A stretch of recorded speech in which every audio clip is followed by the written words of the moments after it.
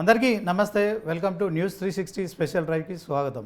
ఈరోజు కాంగ్రెస్ ప్రభుత్వం అధికారంలోకి వచ్చి రేపటితో 9 నెలలు ముగిసి 10వ నెలలోకి అడుగు పెడుతుంది. ఇచ్చిన గ్యారంటీలు అమలు చేయలేక 6 నెలల్లో ప్రభుత్వం పడిపోతుంది. సీఎం రేవంత్ను కాంగ్రెస్ సీనియర్లు కుర్చీ నుంచి దించేస్తారని, బీఆర్ఎస్ బీజేపీలు కలిసి కాంగ్రెస్ ప్రభుత్వాన్ని గద్దె దించుతాయని ఎన్నో ప్రచారాలు పొలిటికల్ సర్కిల్స్లో వినిపించాయి. అయితే టీపీసీసీ అధ్యక్షుడిగా కాంగ్రెస్ పార్టీని అధికారంలోకి తీసుకువచ్చేలా కృషి చేసి కాంగ్రెస్ పార్టీని సొంతంగా మెజార్టీ సీట్లు సాధించడంలో సఫలీకృతమై మ్యాజిక్ ఫిగర్ను కూడా అధిగమించడంలో కీలక భూమిక పోషించిన రేవంత్ తెలంగాణ మళ్ళీ సీఎంగా డిసెంబర్ 7న ప్రమాణ స్వీకారం చేశారు. ప్రజా ప్రభుత్వం ప్రమాణ స్వీకారం అని ఒక కొత్త ట్యాగ్ లైన్తో ఎల్బీ స్టేడియంలో ప్రమాణ స్వీకారం అయితే చేశారు. తనతో పాటు మరి కాంగ్రెస్లో సీనియర్లకు కూడా సముచిత స్థానం ఇస్తూ కేబినెట్లో మంత్రులుగా అదే రోజు ప్రమాణ స్వీకారం కూడా చేయించారు. ఆ రోజు వేదికపై నుంచి కూడా సీఎంగా రేవంత్ రెడ్డి 100 రోజుల్లో 6 గ్యారెంటీల అమలుపై కాంగ్రెస్ కట్టుబడి ఉందని స్పష్టం చేశారు. 6 గ్యారెంటీల అమలులో మొదటి 2 గ్యారెంటీల అమలు ఫైల్పై కూడా మరి సీఎంగా తొలి సంతకం చేశారు. మిగిలిన గ్యారెంటీలు ఎప్పుడు అమలు చేస్తారని విపక్షాలు ప్రశ్నిస్తున్న ప్రశ్నలకు ఎప్పటికప్పుడు సమాధానం చెప్తూనే 6 గ్యారెంటీలలో మిగిలినవి కూడా అమలు చేస్తూ 2024 లోక్సభ ఎన్నికల్లో గతంలో ఎన్నడూ లేని విధంగా కూడా 8 ఎంపీలను గెలిపించారు సీఎం రేవంత్. నెల రోజుల్లో ప్రభుత్వం పడిపోతుంది అని జరిగిన ప్రచారాన్ని తిప్పికొట్టారు. రైతు రుణమాఫీ లాంటి వాటిని కూడా అమలు చేస్తూ కాంగ్రెస్ సుస్థిర పాలన అందిస్తుంది అని నిరూపించారు సీఎం రేవంత్ రెడ్డి. పాలకులు మారినా ప్రభుత్వాలు మారినా ఎన్నో ఏళ్లుగా కబ్జాలకు గురైన చెరువులు, కుంటాలు, నాలాలు సంరక్షణ కూడా శ్రీకారం చుట్టారు. హైదరాబాదులో ఆక్రమణలకు గురైన చెరువులు, కుంటల చేరాల్సిన నీరు నాలాల ద్వారా కబ్జాలకు గురై పోవడంతో మరి రోడ్డుపై ప్రవహించడం కావచ్చు, వరద నీటిలో ప్రజాజీవనం అస్తవ్యస్తం అవుతున్న నేపథ్యంలో హైడ్రా లాంటి వ్యవస్థను కూడా ఏర్పాటు చేసి అక్రమార్కులకు సింహస్వప్నంలా మారారు. పార్టీ ఏదైనా, నాయకులు ఎవరైనా ఏ స్థాయిలో ఉన్నో సరే ఉపేక్షించేది లేదని కూడా మరి సీఎం రేవంత్ రెడ్డి పదే పదే స్పష్టం చేస్తున్నారు. మంత్రులవి అయినా, కుటుంబ సభ్యులవైనా అక్రమం అని తేలితే కూల్చేస్తాం అని స్పష్టంగా సీఎం రేవంత్ రెడ్డి చెప్పడంతో రాజకీయ వర్గాల్లో మరి ప్రకంపనలు సృష్టిస్తోంది. ప్రజల నుంచి మద్దతు కూడా పెరుగుతోంది. కాంగ్రెస్ ప్రభుత్వంపై పూర్తి స్థాయిలో మరి ఇప్పుడు కొంత రైతులు కావచ్చు, ప్రజలు ఒక విశ్వాసం అయితే వ్యక్తం చేస్తున్నారు. దీంట్లో మరి 9 నెలల కాంగ్రెస్ పాలనపై ఈరోజు స్పెషల్ డ్రైవ్ మనం చేస్తున్నాము. దీంట్లో ముందుగా మా బీఆర్ఎస్ పార్టీకి సంబంధించిన బీట్ రిపోర్ట్ బ్రహ్మాజీ ఈ విషయంపై మరింత సమాచారం అందిస్తారు. కాంగ్రెస్ పార్టీ అధికారంలోకి వచ్చి 9 నెలలు పూర్తయింది. 10 నెలలకు అడుగుపెట్టింది. మరో 2 నెలల తర్వాత సంవత్సర కాలం పూర్తి చేసుకోబోతుంది. ఈ తరుణంలో కాంగ్రెస్ ప్రభుత్వం పైన ఇప్పటికే బీఆర్ఎస్ పార్టీ ఎన్నో రకాల విమర్శలు చేస్తూ వచ్చింది. ప్రభుత్వం ఏర్పడిన నెల రోజుల్లోపే కౌంటర్ అటాక్ కూడా స్టార్ట్ చేసింది. ఏదైతే ప్రభుత్వం ఇచ్చినటువంటి కాంగ్రెస్ పార్టీ చెప్పిన మేనిఫెస్టోలో 6 గ్యారెంటీలకు అదనంగా మొత్తం 420 గ్యారెంటీస్ అంటూ కూడా మొత్తం వివరాలన్నీ ఎస్టాబ్లిష్ చేసే పరిస్థితి వచ్చింది. కేవలం 6 గ్యారెంటీలే కాదు, 420 హామీలు ఇచ్చింది. 420 హామీలు కూడా అమలు చేయాలి. అయితే ప్రభుత్వం వచ్చిన మొదటి రోజే ఏదైతే మహిళలకు ఉచిత బస్సు ప్రయాణాన్ని ప్రారంభించింది, దాని మీద కూడా బీఆర్ఎస్ పార్టీ కొన్ని రకాల విమర్శలు చేసింది. ఎందుకంటే దీనివల్ల ఆటో డ్రైవర్లు అందరూ కూడా ఉపాధి కోల్పోతున్నారు, వాళ్ళు కూడా దారి చూపించాలంటూ, అంటే మహిళలకు ఉచిత బస్సు ప్రయాణాన్ని ఇవ్వడం ఎటువంటి అభ్యంతరం లేకపోయినప్పటికీ కూడా దీనివల్ల ఆటో డ్రైవర్లకు చాలా వరకు ఇబ్బందులు వస్తున్నాయంటూ కూడా అక్కడి నుంచి మొదట ప్రయత్నాలు ప్రారంభించింది. ఆ తర్వాత రైతు రుణమాఫీ కావచ్చు, రైతు భరోసా కావచ్చు, గ్రూప్ పరీక్షలకు సంబంధించినటువంటి అంశాలు కావచ్చు, ఇతర అంశాలు ఏవైతే ఉన్నాయో వాటన్నిటి మీద కూడా ఒక్కొక్క చోట ఒక రకంగా ప్రతిసారి విమర్శలు చేసుకుంటూ వచ్చింది. అయితే ప్రభుత్వం ఏర్పడిన నెల రోజుల లోపుగానే బీఆర్ఎస్ పార్టీ కాంగ్రెస్ ప్రభుత్వం మీద విమర్శలు చేయడం, ఇచ్చిన హామీలు అమలు చేయలేదంటూ కూడా విమర్శించడం జరిగింది. మొత్తం మీద 90 రోజుల్లో చేస్తామని, తర్వాత 100 రోజుల్లో చేస్తామని చెప్పుకుంటూ ఈ తర్వాత ఇన్ని నెలలు గడిచినప్పటికీ కూడా హామీలను ఎక్కడ అమలు చేయలేదు కాంగ్రెస్ ప్రభుత్వం అంటూ విమర్శించారు. ఇప్పటికే కేసీఆర్ నుంచి, కేటీఆర్ నుంచి, హరీష్ రావు వీళ్ళందరూ కూడా ఏదైతే చేసినటువంటి విమర్శలు ఏవైతే ఉన్నాయో వాటన్నింటికి మిగతా నేతలందరూ కూడా తోడై వివిధ రకాలుగా కామెంట్ చేయడం జరిగింది. తర్వాత రాష్ట్రంలో శాంతి భద్రతలు క్షీణించిపోయాయి, ఎక్కడెక్కడ మహిళల మీద అఘాయిత్యాలు జరగడం, తర్వాత హైదరాబాద్ సిటీ వ్యాప్తంగా కూడా చాలా వరకు రెగ్యులర్గా మర్డర్లు జరుగుతూ ఉండడం, రోజువారీ ఆ, నెలవారీ కూడా ఏదైతే మర్డర్ సంఖ్య పెరుగుతూ ఉంది, శాంతి భద్రతలు పూర్తి స్థాయి క్షీణించాయి. హోంమంత్రి లేకపోవడమే ప్రధానంగా దీని సమస్య అంటూ కూడా విమర్శలు వచ్చాయి. తర్వాత ఆ మధ్య కాలంలోనే చూసుకుంటే కృష్ణా రివర్ మేనేజ్మెంట్ బోర్డు సంబంధించి కేఆర్ఎంబి సంబంధించినటువంటి అంశం కూడా ఏదైతే నీటి విడుదలకు ఏపీకి విడుదల చేసేందుకు కూడా తెలంగాణ ప్రభుత్వం, కాంగ్రెస్ ప్రభుత్వం రెడీ అయిందంటూ కూడా గతంలో నల్గొండలో కూడా కేసీఆర్ ఆధ్వర్యంలో భారీ బహిరంగ సభ జరగడం జరిగింది. తర్వాత జరిగినటువంటి లోక్సభ ఎన్నికల్లో బీఆర్ఎస్ పార్టీ ఒక్క సీట్లో గెలుచుకోకపోవడంతో ఇక బీఆర్ఎస్ పార్టీ గతమైపోతున్న తరుణంలో అదే సందర్భంగా బీఆర్ఎస్ పార్టీకి సంబంధించినటువంటి ఎమ్మెల్యేలు 10 మంది ఎమ్మెల్యేలు, 6 ఎమ్మెల్సీలు కూడా కాంగ్రెస్ పార్టీలోకి చేరడం, దీంతో బీఆర్ఎస్ పార్టీ దాదాపు కనుమరుగైపోతుందని కూడా కాంగ్రెస్ పార్టీ నేతలు చెప్తూ వస్తున్నారు. అయితే ఈ సందర్భంగా జరిగినటువంటి రాజకీయ పరిణామాల నేపథ్యంలో కావచ్చు, ఏదైనా కాదు, ఎమ్మెల్యేల వలసలు అనేది కొంతవరకు బీఆర్ఎస్ పార్టీలోకి తగ్గాయి. తర్వాత అసలు బీఆర్ఎస్ పార్టీ నుంచి వలసలు కూడా వచ్చే క్రమం ఇంకా ఉంది అని మాత్రం కాంగ్రెస్ పార్టీ నేతలు చెప్తున్నారు. అయితే ఎటువంటి వలసలు ఉండవు, పోయిన వాళ్ళే మళ్ళీ వెనక్కి వచ్చేందుకు సిద్ధమవుతున్నారు, కానీ తాము తీసుకోవడానికి సిద్ధంగా లేమని బీఆర్ఎస్ పార్టీ నేతలు చెప్తున్నారు.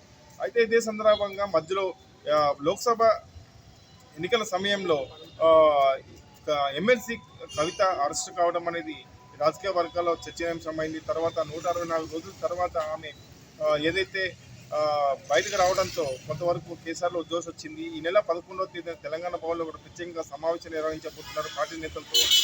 ఈ వరుసగా చూసుకుంటే ప్రధానంగా కాంగ్రెస్ ప్రభుత్వం ఏర్పడిన నెల రోజుల లోపు నుంచే ప్రభుత్వం మీద విమర్శలు చేస్తూ వస్తుంది.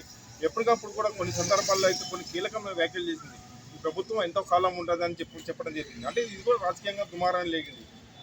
ఏదైతే ప్రభుత్వాన్ని కూల్చివేస్తామని బీఆర్ఎస్ పార్టీ నేతలు చెప్తున్నారు కాబట్టి మేము బీఆర్ఎస్ పార్టీల నుంచి వచ్చినటువంటి ఎమ్మెల్యేలు చేసుకుంటున్నాం, ప్రభుత్వం విధానాలు నచ్చే కాంగ్రెస్ పార్టీలో చేరుతున్నారనేది కూడా కాంగ్రెస్ పెద్దలు చెప్తూ వస్తున్నారు. సో ఈ రకంగా చూసుకుంటే 9 నెలల కాలంలో కాంగ్రెస్ పార్టీ అద్భుతాలు చేసామని, కాంగ్రెస్ ప్రభుత్వం మంచి స్కీములు తీసుకురావడంతో పాటు రుణమాఫీని అమలు చేశామని కూడా చెప్తే, ఇక బీఆర్ఎస్ పార్టీ ఇవన్నీ ఉత్తదే, ఎక్కడ కూడా ఏ ఒక్క హామీని పూర్తి స్థాయిలో నెరవేర్చలేదు అంటూ కూడా ఇటీవల రుణమాఫీ సంబంధించిన అంశం పైన కేటీఆర్ వాళ్ళందరూ కూడా ధర్నా నిర్వహించారు. ఇక హరీష్ రావు కొంతవరకు అగ్రెసివ్గా పోతూ ఆయన కూడా కామెంట్స్ చేస్తూ ఉన్నారు. మొత్తం ఓవరాల్ చూసుకుంటే 9 నెలల కాంగ్రెస్ ప్రభుత్వంలో రాష్ట్రంలో మార్పు చాలా వరకు కల్పించింది. ఎవరికైనా స్వేచ్ఛగా మాట్లాడే హక్కు వచ్చింది, అధికారం వచ్చింది, రాజ్యాంగం కల్పించినట్టు దాని ప్రకారం అని వాళ్ళు చెప్తున్నారు. అటువంటి పరిస్థితి లేదు, మొత్తం దుర్మార్గమైన పాలన నడుస్తుందని బీఆర్ఎస్ పార్టీ. ఇక రానున్న రోజుల్లో మరో 2 నెలల తర్వాత, అంటే 3 నెలల్లో సంవత్సరం కాలం పూర్తి చేసుకోబోతుంది. ఈ నెలలో తర్వాత ఇంకా 4 ఏళ్లలో కాంగ్రెస్ ప్రభుత్వం చేపట్టే కార్యక్రమాలు, బీఆర్ఎస్ చేపట్టే కార్యక్రమాలు ఎట్లా ఉండబోతున్నాయి వేచి చూడాలి. నోటీస్ ఇది మరి ఇక ప్రతిపక్షాలు అయితే కాంగ్రెస్ ప్రభుత్వంపై చాలాసార్లు మరి 100 రోజుల్లో 6 గ్యారంటీలు అమలు చేస్తామని చెప్పారు. ఎప్పుడు చేస్తారని మరి డే 1 నుంచి అంటే December 7 తర్వాత అదే వేదికపై నుంచి రేవంత్ రెడ్డి మరి 2 గ్యారంటీల అమలుపై ఫైల్పై సంతకం చేయడం కావచ్చు. నెక్స్ట్ డే నుంచే ఇక మరి మిగిలిన పథకాల సంగతి ఏంటి, మిగిలిన గ్యారంటీల విషయంలో ఎప్పుడు చేస్తారని నిలదీయడం మొదలుపెట్టారు. అయినప్పటికీ కూడా మరి రేవంత్ రెడ్డి ఒక సీఎంగా 100 రోజుల్లో మరి ఏదైతే 6 గ్యారంటీల అమలుకు మేము ముందుకెళ్తామని చెప్తూ తన యొక్క విపక్షాలకు సమాధానం చెప్పే ప్రయత్నం చేస్తూనే ఉన్నారు. మరి నెల పోయింది, 2 నెలలు పోయింది, 6 నెలలు అయిపోయింది, ఇప్పుడు 9 నెలలు అయిపోతుంది. రేపటితో 10వ నెలకి అడుగు పెడుతుంది. ఇక ఇదే అంశంలో మరి బీజేపీ నాయకులు ఏమంటున్నారు, బీజేపీ పార్టీలో జరుగుతున్న చర్చ ఏంటి, తెలంగాణ కాంగ్రెస్ ప్రభుత్వం వాళ్ళే మాట్లాడుతున్నారు. ఒకసారి మరి ఆ డెస్క్ రూమ్ నుంచి మా బీజేపీ బీట్ రిపోర్టర్ రాజు లైవ్లో ఉన్నారు. రాజు చెప్పండి. ముఖ్యంగా కాంగ్రెస్ పార్టీ తెలంగాణలో 6 గ్యారంటీల పేరుతో మాత్రమే అధికారంలోకి వచ్చిందని చెప్పేసి బీజేపీ నేతలు మొదటి నుంచి కూడా విమర్శలు చేస్తూ వస్తూ ఉన్నారు. అసెంబ్లీ ఎన్నికల తర్వాత కాంగ్రెస్ పార్టీ అధికారంలోకి వచ్చిన తర్వాత ఇటీవల జరిగిన పార్లమెంటు ఎన్నికల్లో కూడా ఇదే ప్రచారం చేశారు. ముఖ్యంగా కాంగ్రెస్ పార్టీకి, అధికార పార్టీకి ధీటుగా 8 సీట్లతో సమానంగా బీజేపీ పార్టీ కూడా తెలంగాణలో తన సత్తాను చాటిందని కూడా బీజేపీ నేతలు చెప్తా ఉన్నారు. ముఖ్యంగా గ్యారంటీల పేరుతోటి ఇప్పటికీ కూడా ప్రజలను మభ్యపెడతా ఉన్నారు. అటెన్షన్ డైవర్షన్ పాలిటిక్స్ చేస్తూ ఉన్నారు రేవంత్ రెడ్డి అని చెప్పేసి కూడా బీజేపీ నేతలు అయితే తరచుగా కూడా విమర్శలు చేస్తూ ఉన్నారు. ముఖ్యంగా కేంద్ర ప్రభుత్వం నుంచి సహకారం అందిస్తాము, అన్ని విషయాల్లో కూడా కేంద్ర ప్రభుత్వం అండగా ఉంటుంది, అయినప్పటికీ పరిపాలన అనుభవం లేదు రేవంత్ రెడ్డికి అని చెప్పేసి కూడా పలుమార్లు అయితే విమర్శలు చేస్తూ ఉన్న పరిస్థితి మనకు కనిపిస్తూ ఉంది. ముఖ్యంగా ఎన్నికల సమయంలో 100 రోజుల నాటికి హామీలు అమలు చేస్తామన్నటువంటి సీఎం రేవంత్ రెడ్డి మరొకసారి అప్పుడు ఆగస్టు 15 డెడ్లైన్గా తీసుకొని దేవుళ్ళపై కూడా ఓట్లు పెట్టి ఇప్పటికీ కూడా రుణమాఫీని కంప్లీట్ చేయలేదు. చాలా వరకు రైతులు కూడా ఇప్పటికీ కూడా రోడ్లెక్కుతా ఉన్న పరిస్థితి కనిపిస్తూ ఉంది అని చెప్పి బీజేపీ నేతలు విమర్శిస్తూ ఉన్నారు. ముఖ్యంగా ప్రజలను మోసం చేసినటువంటి సీఎం రేవంత్ రెడ్డి, ముఖ్యంగా కాంగ్రెస్ పార్టీ దేవుళ్ళను కూడా మోసం చేసింది, దేవుళ్ళపై ఉట్టు పెట్టి అని చెప్పి బీజేపీ నేతలు విమర్శిస్తూ ఉన్నారు. అదేవిధంగా రుణమాఫీలో కాంగ్రెస్ పార్టీ అట్టర్ ఫ్లాప్ అయిందని చెప్పి బండి సంజయ్ లాంటి నేతలు కూడా విమర్శిస్తూ ఉన్న పరిస్థితి కనిపిస్తూ ఉంది. అదేవిధంగా వారానికి ఒకసారి 2 సార్లు కూడా ఢిల్లీకి వెళ్తూ ఉన్నారు ముఖ్యమంత్రి రేవంత్ రెడ్డి. ఢిల్లీకి కప్పం కట్టడానికి వెళ్తూ ఉన్నారు తప్ప తెలంగాణలో ప్రజల కష్టాలు పట్టవు ఈ కాంగ్రెస్ ప్రభుత్వానికి అని చెప్పి కూడా నిలదీస్తూ ఉన్న పరిస్థితి మనకు కనిపిస్తూ ఉంది. దీనికి తోడు ఇటీవల బీఆర్ఎస్ ఎమ్మెల్సీ కవితకు బెయిల్ విషయంలో కూడా ఈ 2 పార్టీలు ఒకటే అని చెప్పి కూడా బీజేపీ విమర్శించింది. ముఖ్యంగా కాంగ్రెస్ పార్టీ న్యాయవాది అభిషేక్ మను సింఘ్వి సహాయం చేశారు ఎమ్మెల్సీ కవిత బెయిల్ విషయంలో, అందుకే ఆయనకు రాజ్యసభ ఇచ్చారని చెప్పి బీజేపీ పార్టీ అయితే తీవ్రంగా విమర్శించింది. మనం చూసాము పార్టీలో ఎంపీలు ఎమ్మెల్యేలు అందరూ కూడా విమర్శించిన పరిస్థితి మనం చూసాము. అదేవిధంగా ముఖ్యంగా హామీలు అమలుకు వచ్చేసరికి అటెన్షన్ డైవర్షన్ పాలిటిక్స్ చేస్తూ ఉన్నారు, ఏదో ఒక కొత్త అంశాన్ని తెర మీదకి తీసుకొని వస్తూ ఉన్నారు. అదేవిధంగా కాళేశ్వరం, గతంలో బీఆర్ఎస్ హయాంలో నిర్మించినటువంటి కాళేశ్వరంలో 1,00,000 కోట్ల అవినీతి జరిగింది, సిబిఐకి అప్పగించాలి అని చెప్పినటువంటి అప్పటి ప్రతిపక్షంలో ఉన్నటువంటి రేవంత్ రెడ్డి అధికారంలోకి వచ్చాక ఎందుకు సిబిఐకి అప్పగించడం లేదు కాళేశ్వరం యొక్క కేసును అని చెప్పి విమర్శిస్తూ ఉన్నారు. దాంతోపాటు పవర్ కొనుగోలు, విద్యుత్ కొనుగోలు విషయంలో కూడా అదే విధంగా ఉంది అని చెప్పేసి కూడా కేవలం ఒక కమిటీ వేశారు, ఆ కమిటీతో చేతులు దులుపుకున్నారు. సో ఇప్పటి వరకు కూడా ఆ కమిటీతో కాలయాపన చేస్తూ ఉన్నారు అని చెప్పి కూడా విమర్శిస్తూ ఉన్నారు. ముఖ్యంగా పెన్షన్ల విషయంలో అన్ని పెన్షన్లు కూడా పెంచి ఇస్తాము అని చెప్పినటువంటి ఈ కాంగ్రెస్ ప్రభుత్వం ఇప్పటికీ కూడా రైతు బంధును ఎందుకు వానాకాలం రైతు బంధును వేయలేదని చెప్పి కూడా ఇటు బీజేపీ నేతలు విమర్శిస్తూ ఉన్న పరిస్థితి మనకు కనిపిస్తూ ఉంది. ముఖ్యంగా ఇటీవల తీసుకొచ్చినటువంటి హైడ్రా ఏదైతే ఉందో, ముఖ్యంగా హైడ్రా విషయంలో బీజేపీ నేతలు దాదాపు అందరూ కూడా కాంగ్రెస్ ప్రభుత్వానికి సమర్థించారు. అయినప్పటికీ కాంగ్రెస్ ప్రభుత్వం పులి మీద సవారు చేస్తూ ఉంది అని చెప్పి కూడా బీజేపీ నేతలు విమర్శించారు. అది 3 నాళ్ళ ముచ్చటనే అవుతుంది, తర్వాత దాన్ని కూడా పక్కకు వేస్తారు అన్నట్టుగానే ఇప్పుడు పక్కకు పడేసిన చందంగా మారిందని చెప్పి కూడా బీజేపీ నేతలు విమర్శిస్తూ ఉన్నారు. మొత్తానికి 9 నెలలు పూర్తయిన సందర్భంగా కూడా బీజేపీ నేతలు అయితే మొదటి నుంచి చెప్తా ఉన్నారు 100 రోజుల్లో అమలు చేస్తామన్నటువంటి 6 గ్యారంటీలను వెంటనే అమలు చేయాలని చెప్పి కూడా డిమాండ్ చేస్తూ ఉన్నారు.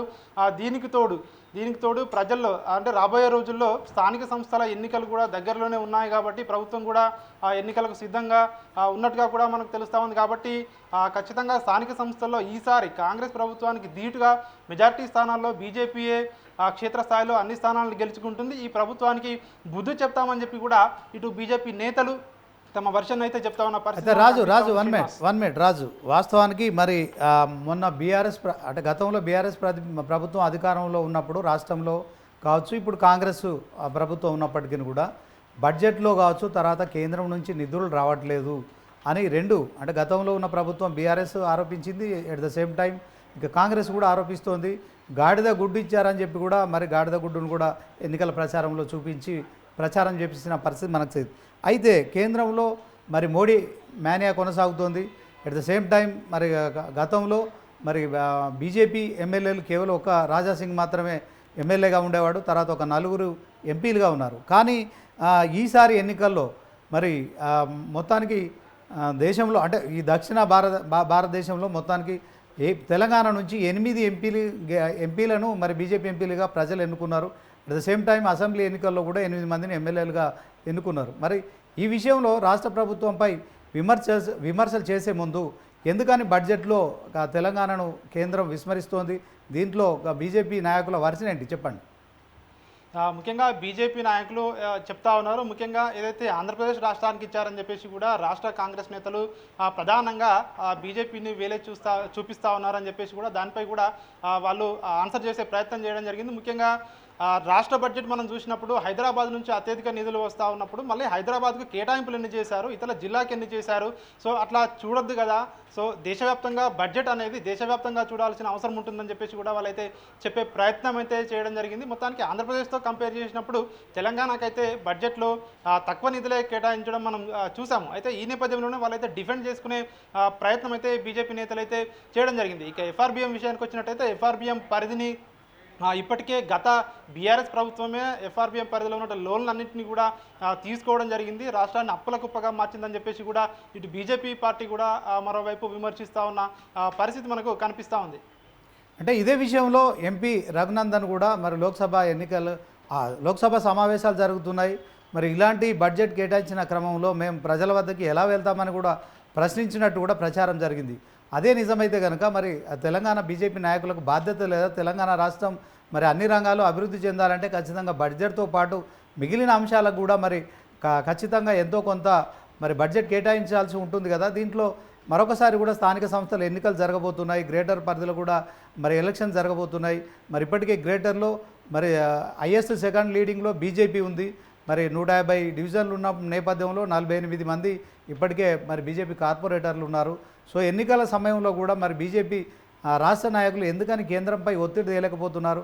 సో అక్కడ ఇక్కడ మరి డబుల్ ఇంజన్ సర్కార్ వస్తుందని ప్రచారం చేశారు. ఇక బీఆర్ఎస్కు ప్రత్యామ్నాయం బీజేపీ అని కూడా ఎన్నికల్లో చెప్పారు. ఎందుకనో మరి కాంగ్రెస్ అకస్మాత్తుగా తెరపైకి రావడం కావచ్చు, మరి అధికారంలోకి రావడం కావచ్చు, దీంట్లో బీజేపీ నాయకులు అసలు చేస్తున్న కామెంట్స్ ఏంటి? ఈ బడ్జెట్పై కావచ్చు, రాష్ట్రానికి ఇచ్చే ఆర్థిక నిధుల విషయంలో ఏమనుకుంటున్నారు రాజు? ముఖ్యంగా మీరు అన్నట్టు కేంద్ర బడ్జెట్ ప్రవేశపెట్టిన తర్వాత బీజేపీలో కూడా భిన్నాభిప్రాయాలు వ్యక్తమయ్యాయి. కొంతమంది బడ్జెట్ను సమర్థిస్తే, కొంతమంది అయితే రఘునందన్ లాంటి వాళ్ళు పెదవి వీర్చారు. ముఖ్యంగా పార్టీలోనే వాళ్ళు కొంత అసహనాన్ని వ్యక్తం చేసినట్టుగా కూడా మనకు అప్పుడు వార్తలు కూడా వచ్చాయి. ముఖ్యంగా వాళ్ళు చెప్పడం జరిగింది, తెలంగాణకు అంటే గతంలో ఎన్నడూ లేని విధంగా కూడా 8 మంది లోక్సభ సభ్యులను ఈసారి తెలంగాణ నుంచి ప్రజలు గెలిపిస్తే మనం బడ్జెట్లో సో రాష్ట్రానికి ఏమి ఇచ్చాము, స్థానిక సంస్థల ఎన్నికలు కూడా దగ్గరలోనే ఉన్నాయి కాబట్టి ప్రజల్లోకి వెళ్ళాలంటే ఖచ్చితంగా అది కూడా ఒక అవరోధంగా మారుతుందని చెప్పేసి కూడా పార్టీలో వ్యక్తం చేయడం జరిగింది. సో వాటిపై కూడా మరి ఎట్లాంటి అంటే కేంద్ర ప్రభుత్వం ఇంకా ఆల్టర్నేట్గా ఇంకా ఏమైనా కేటాయిస్తుందా, ఇంకా ఏమైనా తెలంగాణకు ఇంకా ఏమైనా కేటాయింపులు బడ్జెట్లో కాకుండా అదనంగా ఉంటాయా అని చెప్పేసి కూడా చాలామంది చెప్తా వస్తున్నారు. దానికి సంబంధించి ఇప్పటివరకైతే ఎట్లాంటి ప్రకటన కేంద్ర ప్రభుత్వం నుంచి రాజు బీజేపీ బీఆర్ఎస్ మెర్జ్ అంటే బీజేపీలో బీఆర్ఎస్ మెర్జ్ అవుతుందని కూడా ప్రచారం జరుగుతోంది. సో దీంట్లో బీజేపీలో ఉన్న ప్రచారం ఏంటి? వాస్తవానికి ఇది మెర్జ్ అయ్యే పరిస్థితి ఉందా? ఒకవేళ మరి మెర్జ్ అయిన క్రమంలో రాష్ట్ర నాయకుడిని కూడా అందుకే నియమించట్లేదు, అది కూడా పెండింగ్లో పెడుతున్నారు. సో రాష్ట్రానికి ఒక మంచి నాయకుడు కావాలి, కేసీఆర్ లాంటి నాయకుడు వస్తే మెర్జ్ చేసిన తర్వాత రాష్ట్ర అధ్యక్షుడిగా నియమిస్తారనే కూడా ప్రచారం జరుగుతుంది కదా, నిజమేనా? మీరు అన్నట్టు చాలా వరకు కూడా వార్తలు అయితే రావడం జరిగింది. పార్టీలో దీనిపై కూడా అంటే కింది స్థాయి క్యాడర్ కూడా చర్చించుకోవడం జరిగింది. అంటే ముఖ్యంగా బీఆర్ఎస్ పార్టీ బీజేపీలో విలీనం అవుతుందా, నిజమేనా అని చెప్పేసి కూడా చాలా వరకు పార్టీలో కొన్ని రోజులు వార్తలు అయితే చక్కర్లు కొట్టిన మాట వాస్తవమే. కానీ బీజేపీ నేతలను ఎవరైతే ఎంపీలుగా ఉన్నటువంటి ఎంపీలను కానీ ఎమ్మెల్యేలను కానీ టచ్ చేసినప్పుడు సో వాళ్ళు ఒకటే చెప్తా ఉన్నారు, ఎట్టి పరిస్థితుల్లోనూ బీఆర్ఎస్ బీజేపీలో విలీనం కాదు, కేవలం బీఆర్ఎస్ పార్టీలో ఉన్నటువంటి ఎమ్మెల్యేలను బయటికి వెళ్లకుండా కట్టడి చేసేందుకే కేసీఆర్ వేస్తున్నటువంటి ఎత్తుగడలో భాగమే ఇది ఈ ప్రచారం అని చెప్పేసి కూడా కొట్టిపారేస్తూ ఉన్నారు. మొత్తానికి అంటే ఈ నేపథ్యంలోనే కవిత బెయిల్ విషయంలోనే బీఆర్ఎస్ ముఖ్య నాయకులు కేటీఆర్ లాంటి నాయకులు, అదేవిధంగా హరీష్ రావు ముఖ్య నాయకులు ఢిల్లీ కూడా 2-3 రోజులు ఢిల్లీలోనే మకం వేయడం జరిగింది. ముఖ్యంగా ఆ సమయంలో ఇట్లాంటి వార్తలు అయితే చాలా వరకు వచ్చాయి. ఇట్లాంటి వార్తలకు బలం కూడా చేకూరింది. అయినప్పటికీ బీజేపీ నేతలు అయితే ఎవరు కూడా దీని అయితే ధృవీకరించలేదు, కేవలం వీటిని ఊహాగానాలుగానే పొలిటికల్ వర్గాలు రాజు ఖచ్చితంగా 1 మినిట్ రాజు, ఇప్పుడు అసలు పాయింట్కి వచ్చాము. ఇప్పుడు కవిత బెయిల్ ఇష్యూలో బీజేపీ బీఆర్ఎస్ మధ్య డీల్ కుదిరింది. సో దీంట్లో జరుగుతున్న ప్రచారంలో వాస్తవం ఎంత రాజు? ఇక్కడ 2 ఆప్షన్స్ వినిపిస్తూ ఉన్నాయి బయట. ఒకవేళ ఇప్పుడు బీఆర్ఎస్ అదేవిధంగా ఇటు బీజేపీలో మధ్య ఒకవేళ ఒప్పందం జరిగినా కూడా ఇప్పటికిప్పుడు 2 పార్టీల్లో మెర్జ్ అవ్వడము లేదంటే పొత్తు చేకూర్చుకోవడం వల్ల ఇప్పుడు దగ్గరలో ఎట్లాంటి లోక్సభ కానీ శాసనసభ కానీ ఎన్నికలు లేవు కాబట్టి కొన్ని రోజులు అట్లే ఉండే అవకాశం ఉంది అని చెప్పేసి కూడా ఒక చర్చ పొలిటికల్ వర్గాల్లో వినిపిస్తూ ఉంది.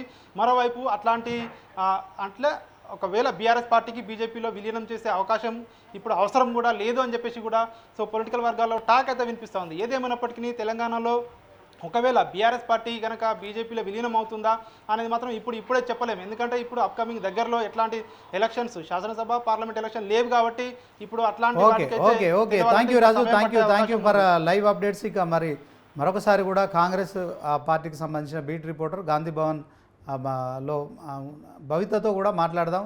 వాస్తవానికి 9 నెలల పాలనపై కూడా కాంగ్రెస్ ప్రభుత్వం అయితే పూర్తి స్థాయిలో మరి 6 గ్యారంటీలు అమలు చేస్తూ ముందుకు వెళ్తుంది. ఈ నేపథ్యంలో హైడ్రా లాంటి సంస్థను ఏర్పాటు చేయడం కావచ్చు, తెలంగాణ రాష్ట్ర వ్యాప్తంగా కూడా మరి ప్రజల నుంచి కూడా మద్దతు లభిస్తుంది. ఈ నేపథ్యంలోనే ప్రతిపక్షాలు విమర్శిస్తున్నాయి. దీంట్లో ప్రతిపక్షాల విమర్శలకు ఎప్పటికప్పుడు సీఎం రేవంత్ రెడ్డి చెక్కు పెడుతూనే ముందుకు వెళ్తున్నారు. ముఖ్యంగా హైడ్రా విషయంలో కాంగ్రెస్ వాళ్ళే సంబంధించిన కట్టడాలు, అక్రమ కట్టడాలు ఉన్నాయి, వాటిని ముందు కూల్చండి బీఆర్ఎస్ బీజేపీల దగ్గర నుంచి కూడా మరి కొన్ని విమర్శలు ఎదురవుతున్న నేపథ్యంలో సీఎం రేవంత్ రెడ్డి ఆయన కూడా మరి నా వాళ్ళైనా సరే, నా పార్టీ మంత్రులైనా సరే ఎవరు కూడా ఉపేక్షించేది లేదు, ఖచ్చితంగా అక్రమం తేలితే కూల్చేస్తామని చెప్పారు. సో హైడ్రాతో కాంగ్రెస్ మరొకసారి కూడా ప్రజల్లో మద్దతు పొందుతోంది. ఇప్పటికే అసెంబ్లీ ఎన్నికల్లో మ్యాజిక్ ఫిగర్ను దాటి తర్వాత మరి లోక్సభ ఎన్నికల్లో కూడా 8కి పైగా మరి ఎంపీ సీట్లు గెలవడం అయితే ఇది ఒక చరిత్ర అని చెప్పుకోవచ్చు. మరి ఆ చరిత్ర పూర్తిగా కాంగ్రెస్ పార్టీలో మరి ఇది ప్రభుత్వం ఏర్పాటు చేసిన తర్వాత ప్రస్తుతం జరుగుతున్న ప్రచారం ఏంటి, గాంధీ భవన్లో చర్చ ఏంటి? బయట చెప్పండి. రైట్ శ్రీనివాస్, ఏదైతే తెలంగాణ ప్రజలు తెలంగాణ రాష్ట్రాన్ని ఇచ్చినటువంటి కాంగ్రెస్ పార్టీ తెలంగాణ రాష్ట్రం ఏర్పడిన తర్వాత దాదాపుగా 10 సంవత్సరాల పాటు తెలంగాణ రాష్ట్రంలో కాంగ్రెస్ పార్టీని తెలంగాణ ప్రజలు ఆదరించలేదు. దాదాపుగా 10 సంవత్సరాల పాటు బీఆర్ఎస్ పార్టీని ఆదరించినటువంటి తెలంగాణ ప్రజలు గట్టిగా బుద్ధి చెప్పారు. బీఆర్ఎస్ నేతలంటూ కూడా ఖచ్చితంగా మార్పు కావాలని చెప్పేసి 10 సంవత్సరాల తర్వాత తెలంగాణ రాష్ట్రంలో కాంగ్రెస్ పార్టీ అమల్లోకి వచ్చింది. అయితే గతంలో ప్రతిపక్షంలో ఉన్నప్పుడు కూడా అధికారంలోకి వచ్చిన తర్వాత ఇచ్చినటువంటి హామీలన్నింటినీ అమలు చేయడమే లక్ష్యంగా రేవంత్ సర్కార్ ముందుకెళ్తుందని మనం చెప్పుకోవచ్చు. కరెక్ట్గా ఈ రోజుకి 9 నెలలు పూర్తి చేసుకున్న సందర్భం కూడా మనం చూస్తున్నాము. అయితే అధికారంలోకి వచ్చిన వెంటనే ప్రమాణ స్వీకారం చేసినప్పటి నుంచి ఖచ్చితంగా మా మార్కు పాలన చూపిస్తామని చెప్పేసి మొదటి నుంచి కూడా రేవంత్ రెడ్డి చెప్తున్న సందర్భం అయితే కనబడుతుంది. అయితే డిసెంబర్ 7న ఏదైతే అధికారంలోకి వచ్చారో ఒకవైపు ఛార్జ్ తీసుకుంటూనే ప్రమాణ స్వీకారం చేస్తూనే ఇది ప్రజాప్రభుత్వం, ప్రజాపాలన అందిస్తామంటూ కూడా ఒకవైపు ప్రగతి భవన్ ముందున్నటువంటి ఇనుప కంచెలు కూలగొట్టిన పరిస్థితి కూడా మనం చూసాము. అయితే ప్రమాణ స్వీకారం చేసిన తర్వాత వెంటనే ఏదైతే పీసీసీ అధ్యక్షుడుగా ప్రతిపక్షంలో ఉన్నప్పుడు వాళ్ళు ఇచ్చినటువంటి మాట నెరవేర్చుకున్న సందర్భం కూడా మనం చూసాము. ఎందుకంటే ఏదైతే మొదట అంటే నేను కాంగ్రెస్ పార్టీ అధికారంలోకి వస్తే మాత్రం ఖచ్చితంగా ఒక వికలాంగురాలైనటువంటి రజనికి ప్రభుత్వ ఉద్యోగం కల్పిస్తామని చెప్పేసి కూడా ఆమెకు మాట ఇచ్చిన సందర్భాన్ని నిలబెట్టుకున్న పరిస్థితి కూడా ఉంది. ఎందుకంటే ప్రమాణ స్వీకారం చేసిన వెంటనే అదే స్టేజ్ పైన ఏదైతే వికలాంగుల రజనికి ప్రభుత్వ ఉద్యోగం కూడా కల్పించారు. అయితే ఆ తర్వాత దాదాపుగా 48 గంటల్లోనే ఏదైతే వాళ్ళు 6 గ్యారంటీలు చెప్పి అధికారంలోకి వచ్చారో ముఖ్యంగా ఈ 48 గంటల్లో మహాలక్ష్మిలే ధ్యేయంగా అని చెప్పేసి మహిళలకి ఫ్రీ ఉచిత బస్సు సౌకర్యం కూడా కల్పించడంతో పాటు రాజీవ్ ఆరోగ్యశ్రీకి సంబంధించి 10 లక్షల పెంపును కూడా మనం చూసాం. ఇంకా తర్వాత నెల రోజుల వ్యవధిలోనే దాదాపుగా ఒక్కొక్క హామీని కూడా అమలు చేసిన సందర్భం కూడా ఉంది. అంతలోకే దాదాపుగా 100 డేస్ కంప్లీట్ చేసుకునే వరకు మేము 6 గ్యారంటీలు కూడా అమలు చేస్తామని చెప్పేసి ఈ కాంగ్రెస్ ప్రభుత్వం చెప్తున్న పరిస్థితి కూడా కనిపించింది. అయితే అంతలోకే పార్లమెంట్ ఎన్నికలు రావడం, దాదాపుగా నెల రోజులకు పైగా కోడ్ అమల్లో ఉండడంలో కూడా కొంతమేరకు వాళ్ళకు ఈ ప్రజాపాలన అందించడంలో కావచ్చు, హామీలను అమలు చేయడంలో కావచ్చు కొద్ది మేరకు డిస్టర్బెన్స్ ఏర్పడిందని చెప్పేసి కాంగ్రెస్ వర్గాలు చెప్తున్న పరిస్థితి రైతు రుణమాఫీ విషయంలో కేబినెట్లో 31,000 కోట్లు రైతు రుణమాఫీ కేటాయిస్తున్నామని చెప్పి తీర్మానం చేశారు. దాంట్లో ఇప్పటి వరకు కేవలం అంటే 7,500 కోట్లు మాత్రమే రైతులకు పంచడం జరిగింది. మొదటి విడత, రెండో విడత, 3 విడతలు కలిపి కూడా మరి బ్యాంకులతో మరి డిప్యూటీ సీఎం బట్టి విక్రమార్క పాల్గొన్న క్రమంలో మరి మీడియాకి ఇచ్చిన సమావేశంలో 7,500 కోట్లు మాత్రమే ఇప్పుడు రైతు రుణమాఫీకి పంపిణీ జరిగిందని, మిగతా కొంత ఏదైతే 17,000 కోట్లలో ఇంకొక 10,000 కోట్లు కూడా బ్యాంకుల వద్ద ఉన్నాయని చెప్తున్నారు. ఎట్ ద సేమ్ టైం మొత్తం ప్రభుత్వం 3 దఫాలుగా చేసింది మాత్రం కేవలం 17,500 కోట్లు సుమారు. సో దీంట్లో 31,000 కోట్లు అని చెప్పడం కావచ్చు. తర్వాత రైతులకు ఇప్పటికే ఆ 17,000 కోట్లలో కూడా లక్షలాది మంది రైతులకు ఈ రైతు రుణమాఫీ అందడం లేదు. మరి దీనిపైన కూడా మరి పూర్తి స్థాయిలో క్షేత్రస్థాయిలో మరి రైతులను గుర్తించే కార్యక్రమం చేపడతా అంటున్నారు, కానీ అది కూడా కనుమరుగైపోయినట్టు తెలుస్తుంది. రైతు రుణమాఫీపై మాత్రం రైతుల్లో ఎలాంటి ఫీలింగ్స్ ఉంది, దీనిపైన కాంగ్రెస్ పార్టీలో చర్చ జరుగుతుంది?